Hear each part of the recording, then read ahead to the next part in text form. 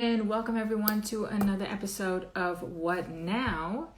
And today is going to be interesting because I actually have a guest from the UK again. I had one before, Miss Starling, a singer from the UK. And today my guest is UK rapper, songwriter, and producer, lyricist, Genesis Elijah. What's up, everyone? Thanks for tuning in. What's up, Tony? I see you're back in Berlin again. Hope you're doing your thing and staying healthy. Hope everyone that is tuned in is staying healthy. If you have any questions for Genesis Elijah, please put your questions in the question box and I'll make sure to get to them during our conversation. I am excited about this because I do feel like a lot of UK artists don't get enough love worldwide, and Genesis is definitely one of those people that I feel like I have to support because he's been so inspiring to others and so motivating as an independent artist, doing everything himself, being on his grind, doing this for years, and he definitely deserves some accolades and some support. And there he goes. He is coming in here, so I'm just gonna get him in this conversation. What's up, Tasha? Thanks for joining. Interesting conversation. I know this for real because he's been interesting on his Instagram lives. Let's see what he has to say. I wonder if he's in his car. No, he's not in his car. Nah.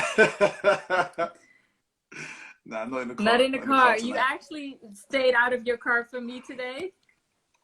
I did, man. I was in it earlier, but it's kind of cold now, man. So go come inside. No, because you usually do your lives in your car. I'm like, let me just see if he's in the car today. But you're actually sitting. Do you know why, right? Because I got two kids. I say kids, they're not kids. They're teenage girls, but they're loud as hell. So when I do my lives, I need it to be quiet. Right. Yeah? So you might find out the reason why. Like they're making up noise now. But, yeah. Well, they know not to interrupt Dad right now, right? I try to tell them. I try to, you know what I mean, give them some guidance, but they don't listen to me. That's man. Okay. That's why they're teenagers. They'll come around when they're older and realize that Dad was doing his thing. I was trying. But yeah, I was just introducing you.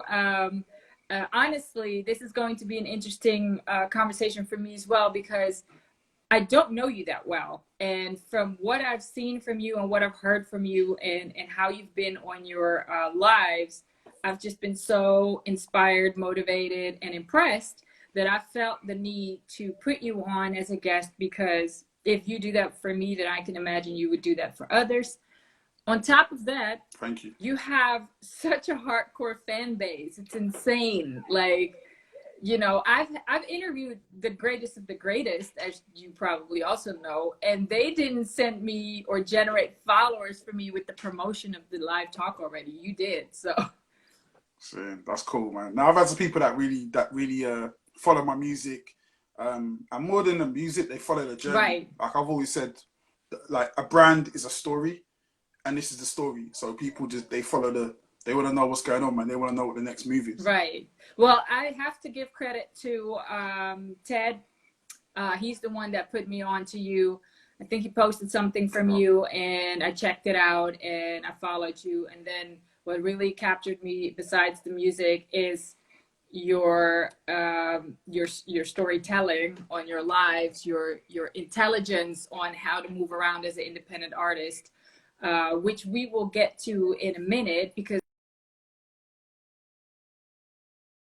How has this whole pandemic been? Because as you know, this What Now series was born out of motivating, people in the creative industry that's been shut down. So how's it been for you? For me, it's not really been that much of an issue. Obviously, not having the live shows is an avenue that's been shut down. But for people that actually know me, I stopped doing live shows for the last probably 2 years and only was doing ones that were kind of either friends were promoting or something that I really felt I wanted to do, just because I wanted to change the way I was doing shows anyway. So for me, nothing's really changed. If anything, it's given me more time.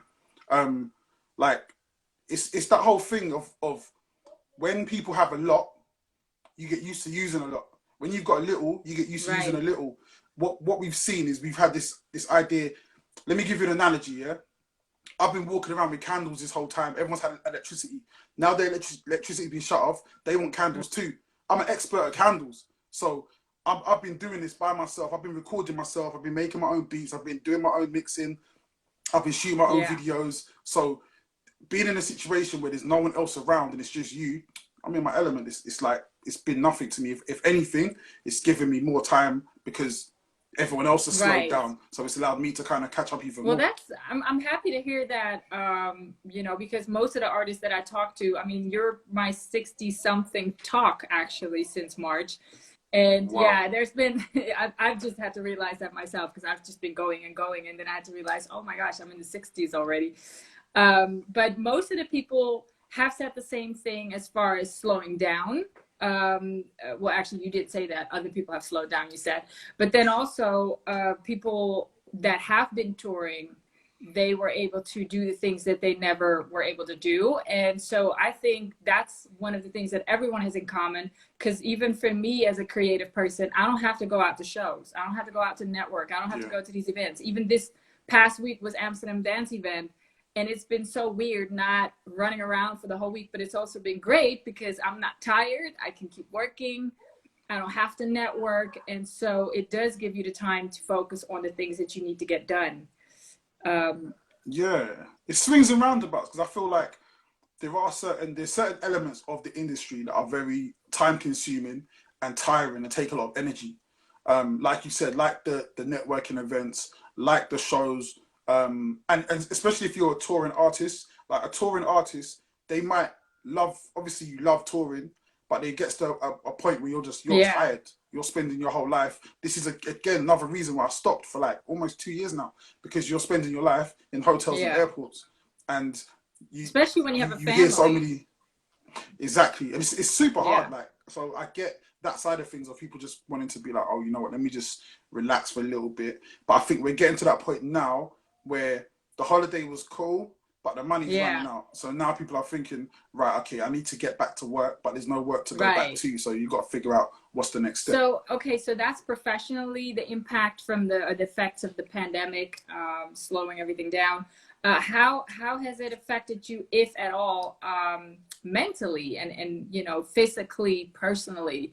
Because a lot of artists that were touring said they could now finally focus on, I don't know, meditating or having a routine. Now, you said you already stopped doing shows. So what has been an effect personally for you? Well, I imagine spending more time with your family, obviously. I think when it first started, I think the biggest thing was what's gonna be next. So the whole idea of not knowing what's next was quite a big barrier. And what I did, I just kind of thought, well, my mindset was, right, this is what it is for right now. So what can I do right now? So similar to you, what you're doing, I started a little talk show on YouTube, spoke to some of my mates and stuff like that. And that kind of gave me a little bit more of a focus on my time, because one of the biggest problems was having way more free time than I was used to. So it's like, well, how do you fill this time? How do you fill it productively? What business plans have you been holding off, and what could you do right now? So for me, the really the hardest part was just the time. Like, what do I do with my time, and how long is this going to go on for? Luckily, it kind of, once lockdown lifted a little bit, we're kind of back into the swing of things. So my day-to-day is pretty much the same as it was before. The only problem is the world isn't back to where it needs, where I need it to be my most productive. Doing your thing. So, well, I was in the UK a little over a week ago, and it looks like you guys are heading towards a second lockdown again, just as the Netherlands at this point. So as much as we were happy to be doing a little here and there again, we still have to keep focusing on finding that substitute or that parallel stream of income next to what we're used to if the world goes back to normal. So you have two streams of income if it goes back to normal. But I'm actually happy to hear that you've been, you know, just focusing and it hasn't had that much of an effect. But again, you've been on your grind for so long, you know how to move in situations like this. That's the thing, man. It's never gonna be. I'm always gonna be okay in a drought. I'm always gonna figure out where should the money come Right, from, and even already, I'm already thinking if this goes on for this amount of time, where's it gonna go to next? And I'm already making my next moves right. for. I'm thinking 21, 22. So I'm already thinking, right, this is what's going to be next and how we're going to move, and then whatever comes after that is just a bonus. So yeah, hustler, man, Yeah. hustler. Yeah, yeah, and you know what? It was the same for me. People were looking at me like, "Well, you're used to hustling and being on your grind." I'm like, "Yeah, but you know, you get tired of it. I mean, I can do it, but at some point you want to be Mm. comfortable and not have to do it. But we do it as long as we need to." Yeah, I think like for me as well, it comes down to like what are the biggest revenue streams that I'm living off right now and that have allowed me to ride this wave. So what are they? And if they disappear, then what's Right, next? So that's the way I'm always thinking. I'm like, okay, right now this is really good, but especially in the UK, we're about to hit another yeah, recession, and luckily because of the sectors that I work primarily in, so that being advertising, the recession doesn't hit advertising as much because even when the recession is at its full swing, the one thing people still need to do is to buy market, things, yeah, market things, yeah, and to push yeah, things. So advertising is hopefully, even if the budgets go down, advertising will still right, be there. We can look back at history and see advertising was still there. So then for me, it's to figure out, okay, on that side of things, advertising is still there, but then where are adverts going to be placed? So right, what's next? So as a content provider, where do you need to be? What right, market do you need to be in so that you can actually get this trickle down effect if there's money still coming in from these exactly, avenues? exactly. Going into something that also affected the world this year is Black Lives Matter. Mm, I honestly did not know until this year that October is Black History Month in the UK. And I was very mm, shocked by the fact that nobody in the UK had ever mentioned it to me. I have a lot of friends out there, or I had never noticed yeah. it. I mean, I'm not blaming people for not telling me, but also I haven't noticed it, which in my opinion feels like it wasn't really pushed as much. And I feel like this year maybe somewhat extra because of what's going on in the world. How do you feel about that? How do you respond to the Black Lives Matter movement, to protest? How's it been for you? I've been very what's the word? I've been encouraged by it. I've been encouraged by it because what it's done is it's allowed us to really vocalize and be vocal about the things that we think about, Yeah, the things that are affecting our lives.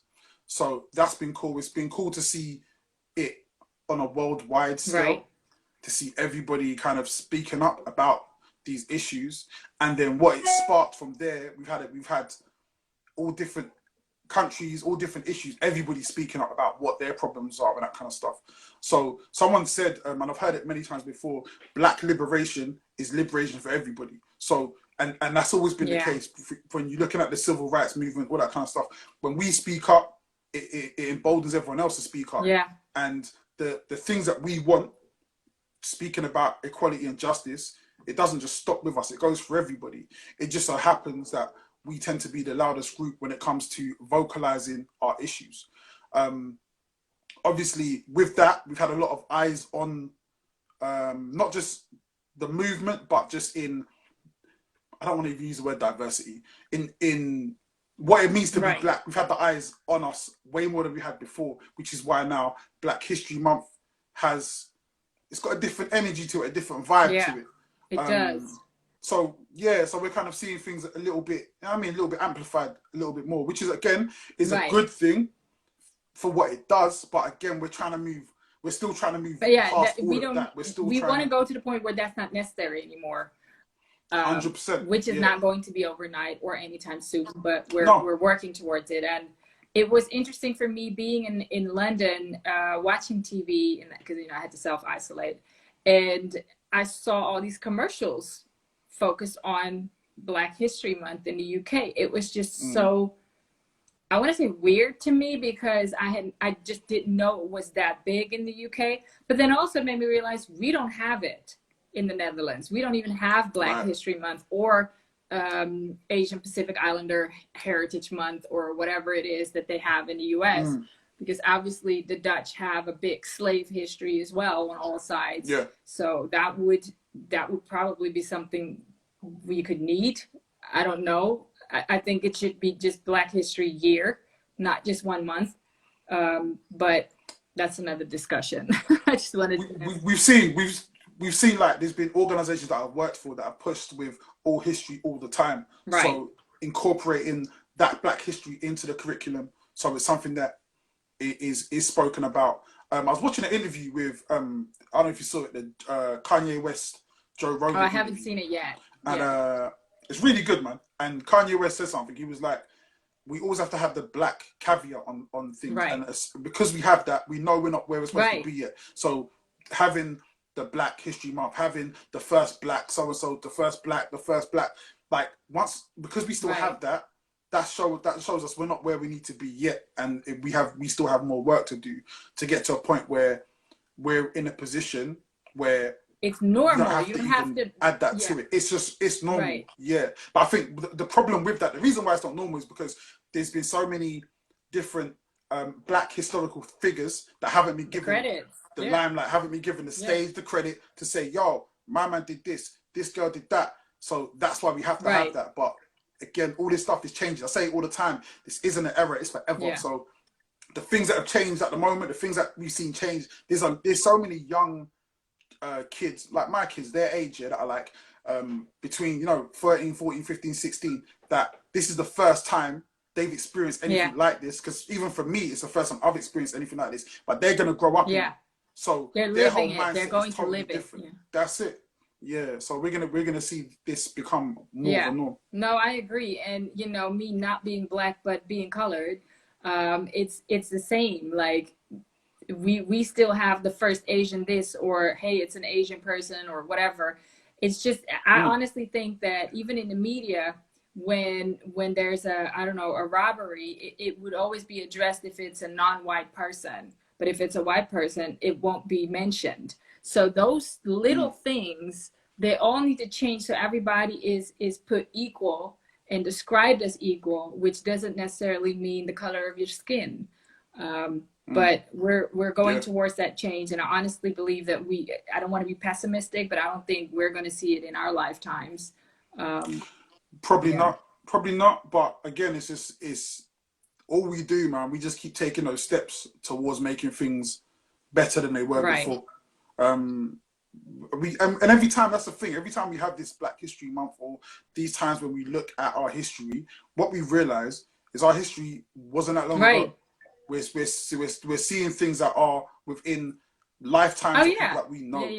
So again, I think my generation, our generation, and the ones that are younger, we're impatient, and I love that energy, that energy of making change. When people say, "Oh, but we've come so far," people are like, "Yeah, we've come so far." They're like, "I don't care, we ain't come far enough." Like, don't tell me we've come so far. Put your foot on the gas and let's move. Let's get where we're trying to get to. And I love that energy. Right. No, that's true, and I always say it as well. Like, if we join forces as the so-called minorities, which I think is already a crazy word because we are the majority in the world.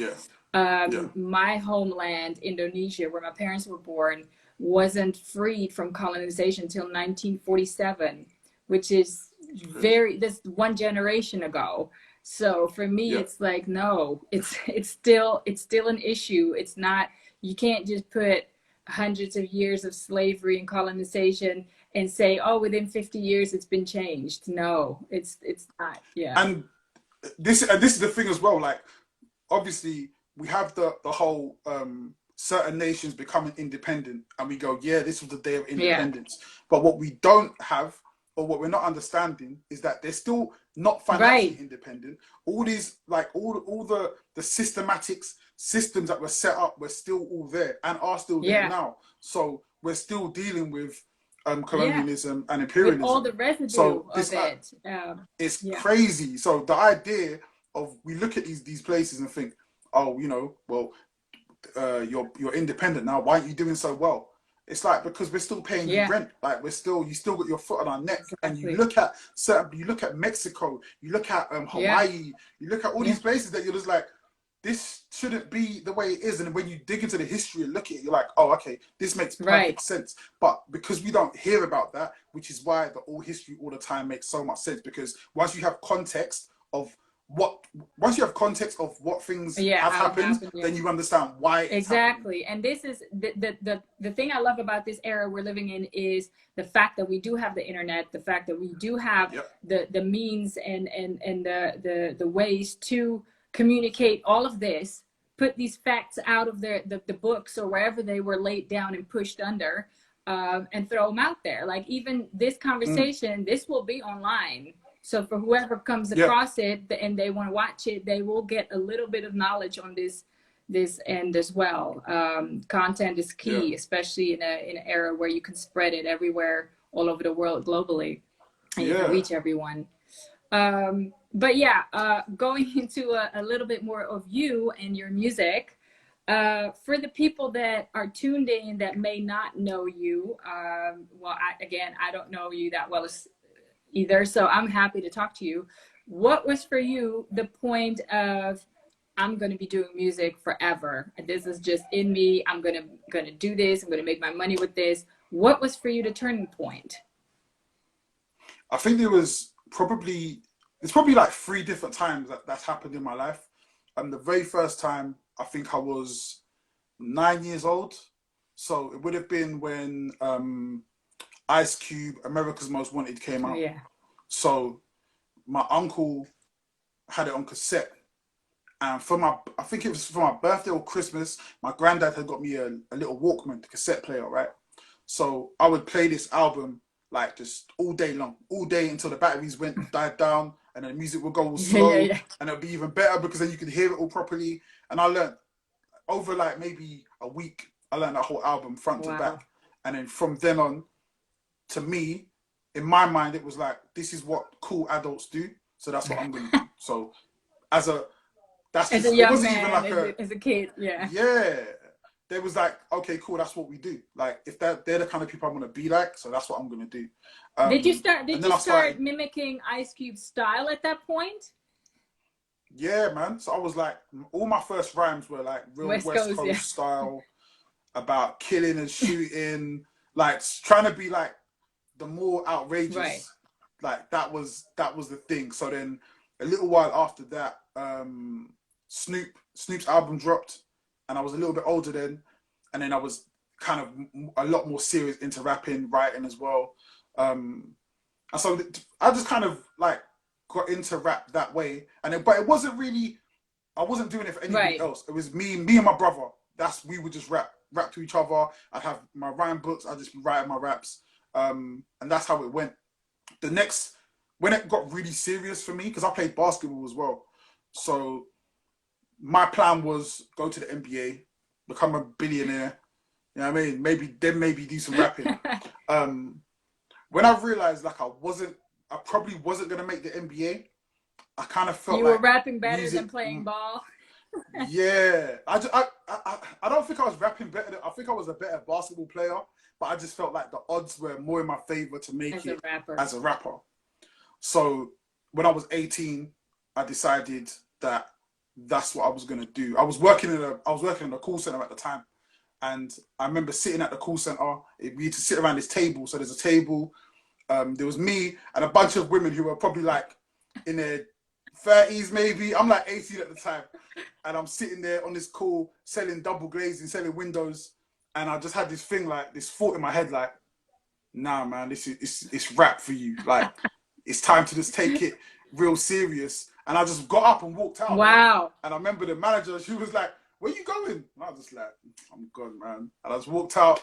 That was a decision. And from then on, because I always feel like bold steps in it. You got to take those bold steps. And I've always hated having a plan B. Right. Like, my plan A is rap. There's no plan B either. It's just that's just it. We're either gonna do this until we end up where we are, or we're gonna be homeless. That's it. Like, that's where we're going with it. So to me, that was the catalyst, Right. the I part was that about to just say made me that. just push even harder. And because I didn't have any plan B, things just started coming. So I got a manager straight after that. I used to do like open mics, so I did an open mic one time, and this woman came up to me and was like who do you work with? I'm like, Right. nobody. She's like, do you need a manager? I'm like, okay, cool. So she was my manager.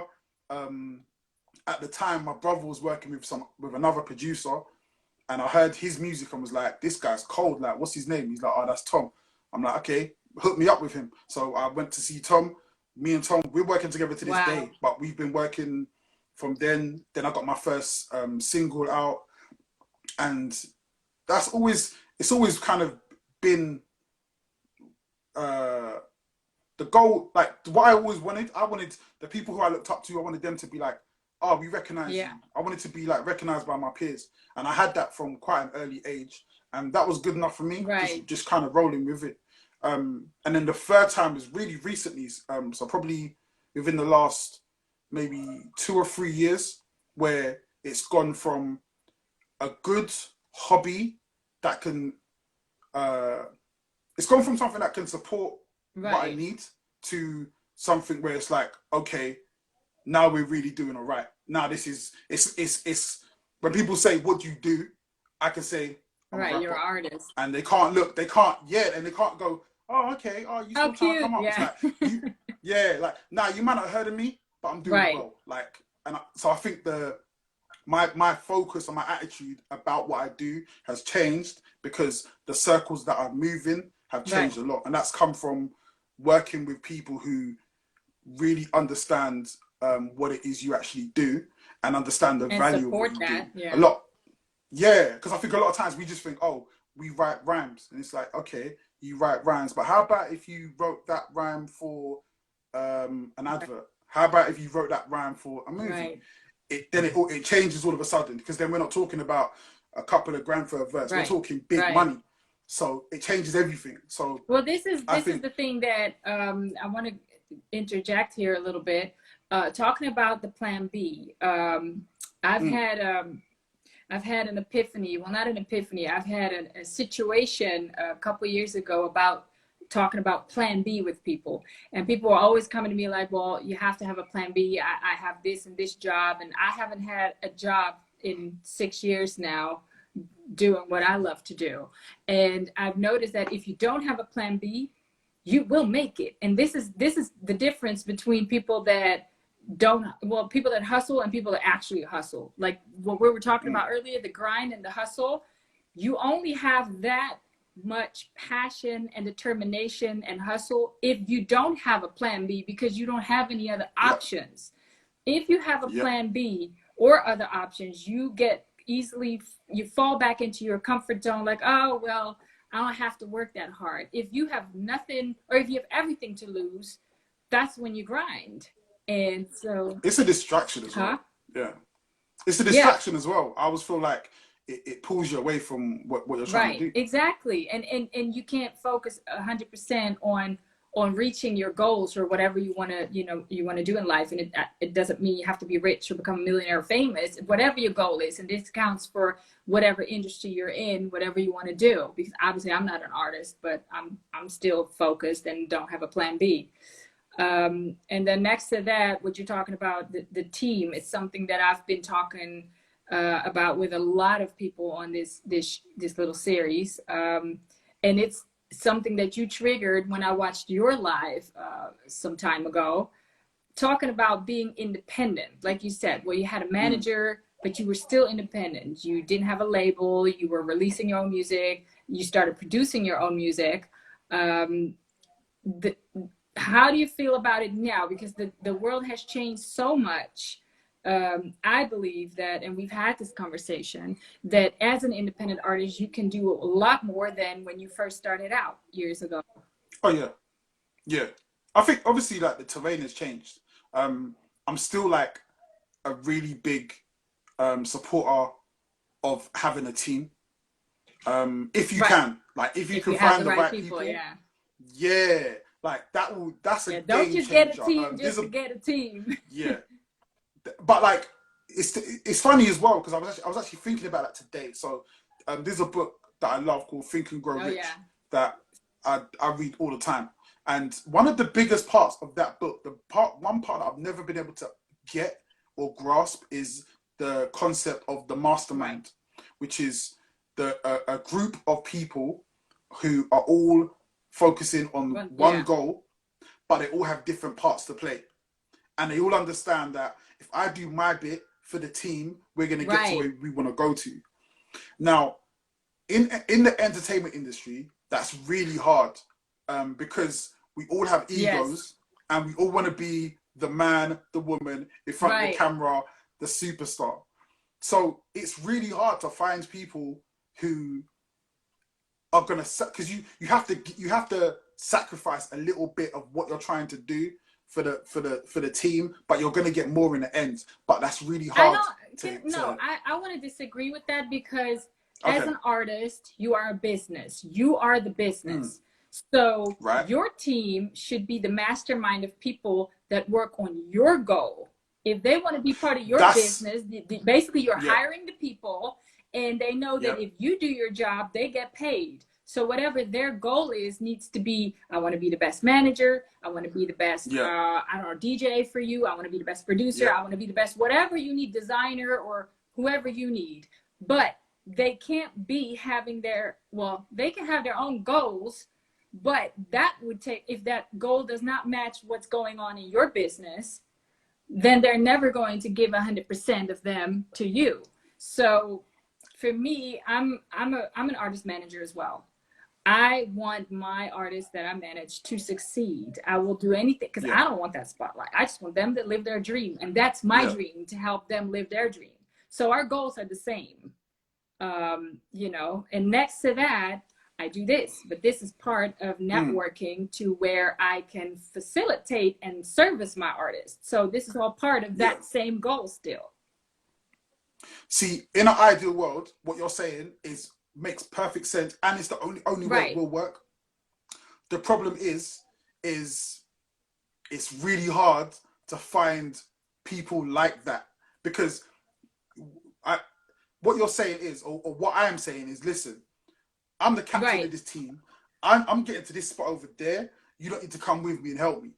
And for a lot of people, just that alone is like, I don't know if I want to really be behind you that much. You know what I mean? Like I kind of do my thing over here as well, and so it is really hard to find people who are gonna just lay it down. But when you do find somebody who, even if they're not 100% on for you, but when you need them to be, they're there. It makes such a big difference. And I'd say all the times that I've really progressed have been when I've just had really just only one other person just saying, yo, yeah, I see what you're doing. I'm trying to push you that way as well. And it just gets you to that step. I was watching an interview with Russ earlier, and what he was saying was, so he had him, he did a lot himself. He was a lot like me, so he was doing everything himself. But then at the same time, he had a video person. He had someone who was helping with the shows and things like that. So even if you just have those two that's people, a team. like then you're sorted. I've always struggled with just finding, like, who can I get just to do. Really? If I had a video person, are you serious? If I had a video person, I'd be sorted. And I kind of do. There was a video person that hit me up because I was promoting you, and he said he was on your team. So I forgot his name. Sorry. Yeah. But I have people that I work with that do things, but it's like they have their own thing as well. It's not someone who's dedicated. My job is just to do. Well, see, and that's. I agree with you that that's hard. But if you would be able to put them on some type of payroll, if they knew that you would provide them with what they do, what they need, then they would be dedicated, I would imagine. Because honestly, I can't be dedicated to my artists, especially not in Corona times, because they're not paying my bills. As soon as they pay my bills, I can leave other things, be. So that has nothing to do with not being an actual team player, but we all have to, skate by. But like you said, if you find the people that, if you need them, are there for you, that already is a big win, because even those people are hard to find. But if you manage to find those people, like for say a video person or a manager or whoever you have in your team that's dedicated working for you, then that's because their goal is to do what they love to do in their skill, and find a person that they love working with. Because what people also have to understand is that when you have a team, that's an intense relationship. Like even me and my artist, we probably have a more intense relationship than me and my partner. So that people have to really understand that there's a lot of commitment coming to it. That's what's hard to find. Because I think because lives and livelihoods depend on it. Yeah. Like it's not, if I okay, so if I'm me as an artist, if I put someone in charge of, if I say, right, I have a manager and I'm trying to get this goal, what I'm giving that person is 20 years, a lifetime of dreams and hope. I'm saying, right, I'm putting a little bit of this on your shoulders to get here. I trust you enough that this is my life. This isn't it's not a hobby. It's not something that I hope will happen. This is the goal that I'm going for, and I trust you enough to have it. And I guess that's why the relationship is so intense. And that's also why when it goes bad, you see it all the time. When it goes bad, it goes really bad, because it's like on both sides, you've got an artist who was like, I gave you my heart, and you've got a manager who was like, I gave you mine as well. And it just didn't, for whatever reason, didn't go the way we wanted it to go. And I've had like, I'm on my fourth manager right now. That's like, so sad. I'm sorry. But all my managers have been really good. Like, I would say I'm the hardest person to work with. Well, it's good to know that. Yeah. It's good for you to know that. No, for you and the manager. Like, but like, because of the way I work and what I expect, and I'm never gonna ask someone to do something that I don't expect I can do. No, what you would do for you yourself. Yeah. Yeah. So, and there's certain things I want, and with me, I'm always a case. A lot of the relationships I've had with managers have ended really amicably, because it's just been like, I'm trying to get to here, you can't really get me to here. They reach which is cool. Yeah. But you tried, and I appreciate it. But I'm gonna do my thing.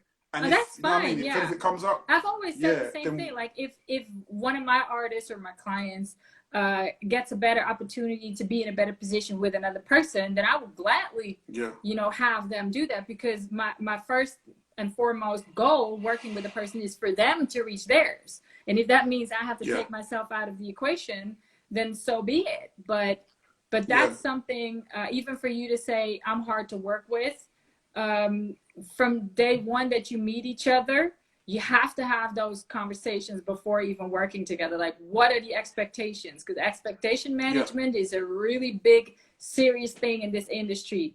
Because everybody, like you said, has egos. Everybody expects everybody to be the same. But it also goes the other way. I used to manage an artist that didn't run as hard for themselves as I ran for them. I can't do anything and then start looking at me like you're not doing enough.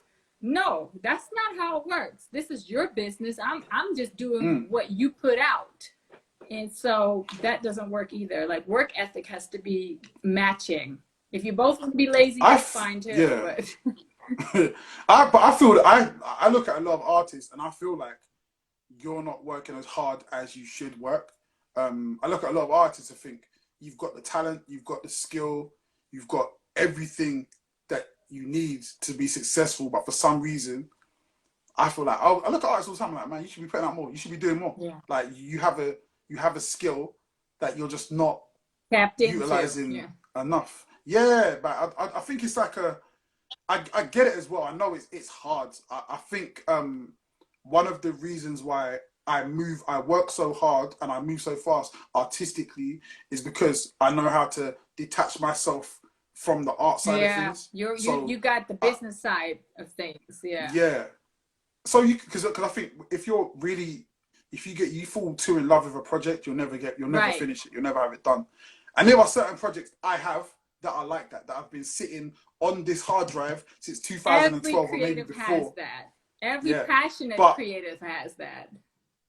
And that's cool, but it's just like, well, whilst we're waiting for that, do some other stuff. And that's what I keep doing. I always make sure that I have product out that I'm pushing out, making sure that I'm not just sitting being And quiet. it's funny, me as a manager, I push my artists to actually put the product out, to finish it, not do all the half-ass things. I'm not saying everything is a half-ass thing, but if you still love that stuff, then we have to finish it and put it out so you can move on to the next one. And if you have 5 different things that you work on, pick one. Something's going to be put out, and that actually does work for them to have somebody push them on that and help them structurize the project to where it actually makes sense to put out, because that's first and foremost. It has to be aligned with the goals and the strategy. There's a lot of anxiety. I know, like I know. Release anxiety is like, it's crazy. And I think, like there's projects that I haven't put out simply because I'm like, no, that's the big one. Like, that's the big one. And if I put it out now and it doesn't do what it's gonna do, it's probably gonna, I'm gonna feel it personally. But I'm this is gonna why be personally hurt. Every project, you have to make sure that your strategy and your plan is maximized, so you know that you've done everything you could to push this project, and then you can let it go and see what it does. But you don't ever have to look back like I should have, could have, would have, because that's the worst thing, because you put your blood, sweat, and tears into it. But if you never put it out, there's never going to be a right time. But there's a thing with that as well. If you never put it out, then you could always be like, man, if I put it out, it would have gone platinum. It would have gone triple platinum. You're fooling yourself, homie. You're fooling yourself 100%, now. 100%. That's that anxiety from an artist. And I'm going to say it straight up to you. That's keeping yourself fooled, because you did not make that project to be proud of it, that it's there, because it could have been great. No. You're not making your fans happy with that either. Or your manager, probably, if that's the big one. Let's make that money, man. Talking about not putting things out and successes, what is for you the biggest mistake you made as an independent artist that turned out to be the biggest lesson that you now feel like you can apply and you can give on to others? Okay, mistake number 1. This is the biggest lesson for all independent creatives, straight up. We said it earlier about not having a plan B, but a lot of people feel like not having a plan B means not having a job. That's not the same. So, but people, mentally, you feel like it is. So you feel like, listen, if I'm a rapper, I can't be working at Tesco because I'm a rapper. You got to see me looking fly all the time. And if you see me working at Tesco or McDonald's, you're going to look at me in a different way. What that does, it holds you back, because, again, like you said before about the team, the team needs to be paid. You can't pay the team if you can't invest in your career if you don't make any money. You can't invest. Listen, man, I wasted at least a decade being in a position where I was using music money to pay for music. So it's just a circle of I make some money, I reinvest it. And that's like, if it's enough money, that's great. But but at the same time, as soon as I got myself in a different position, everything changed, because then what was happening was all the music money was going back into music. So I wasn't like, okay, cool, I've got my music money, I need to pay the mortgage, I need to pay bills. Now I can reinvest that. It's like, no. All of that goes into there. This money comes and that pays for all that. And it streamlined everything what I did. So if you can see my career. So from 2012, when I started really doing music, really full time, you see the growth. It changes, because what happened was I was making music videos with this little camera here. This is my first camera I bought, and I was making music videos. That was paying for everything, and then the music money just paid for the music. So that was mistake number 1 that turned out to be a lesson. I want to add to that for those who are tuned in or who are watching later. I have an article that I wrote. It's on my website, pegholmes.com.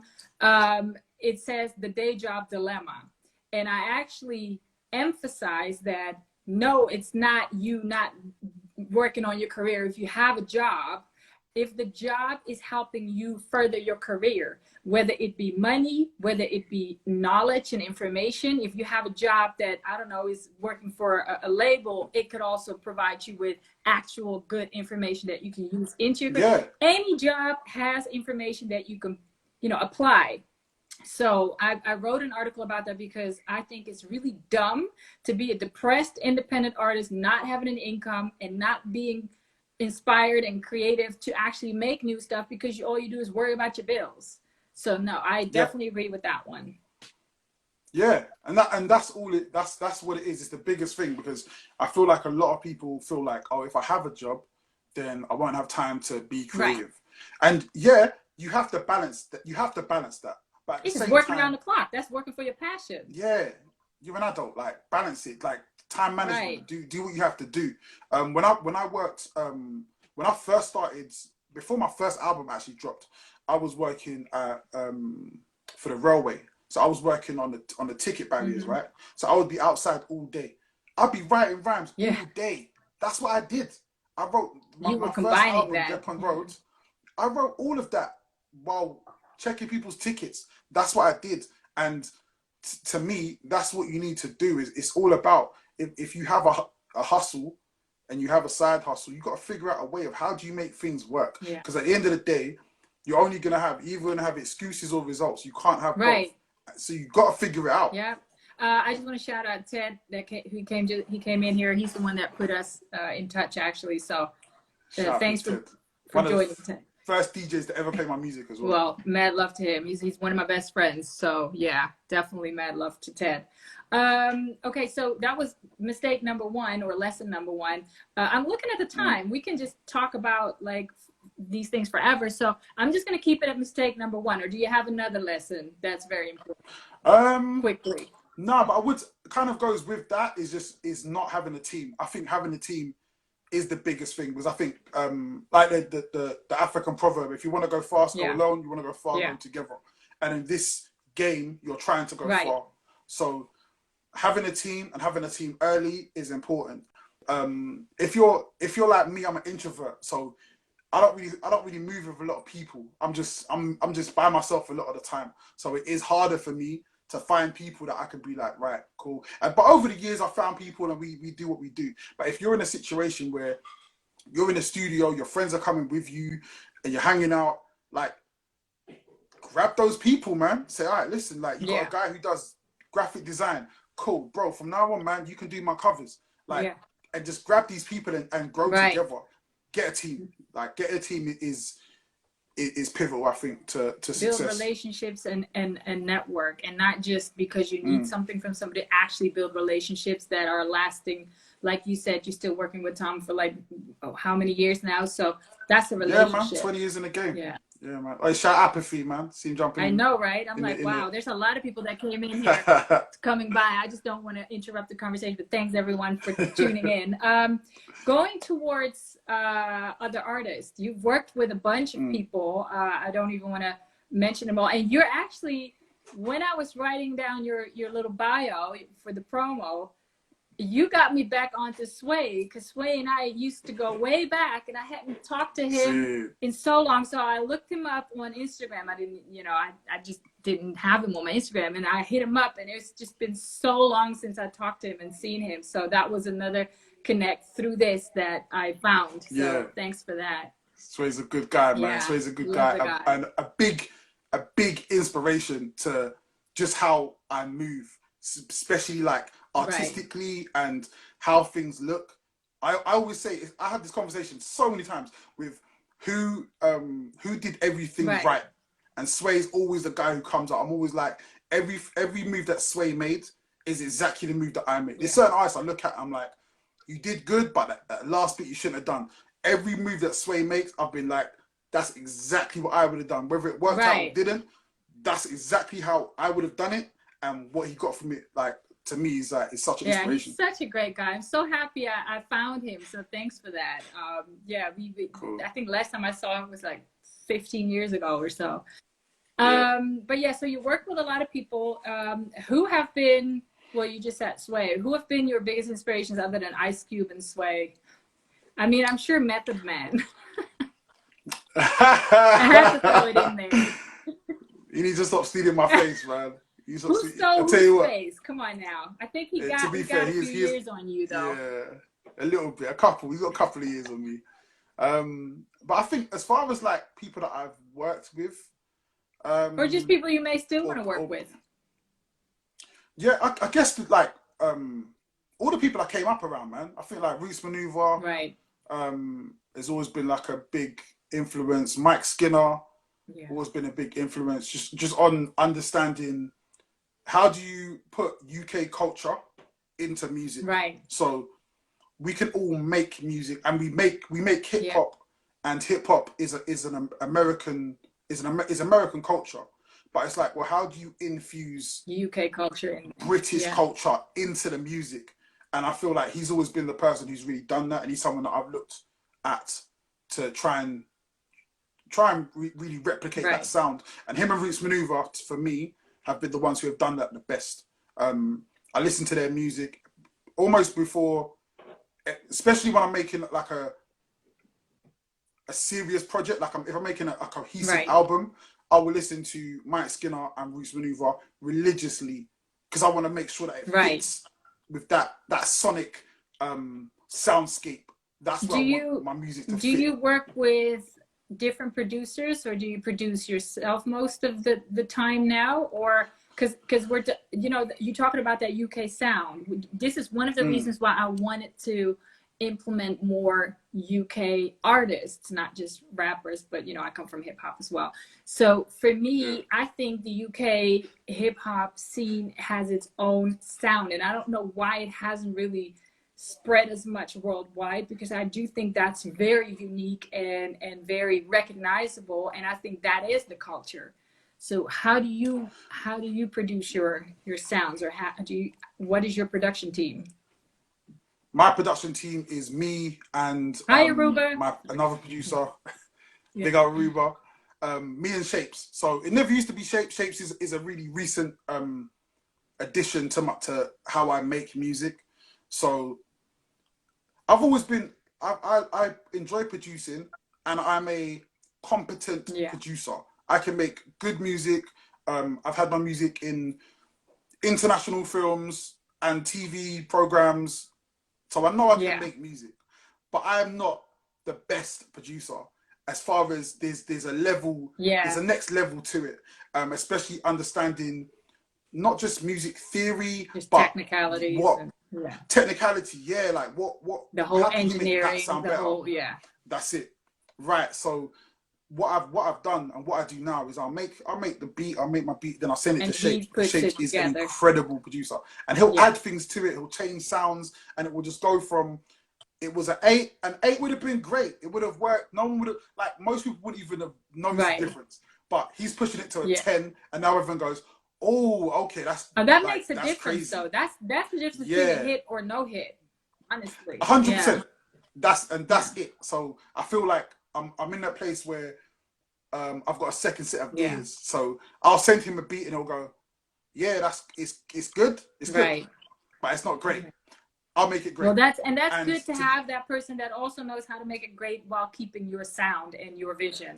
Yeah, that's always, again, a producer artist relationship is just as intense, even more probably, because they have to really cater to your vision and your sound.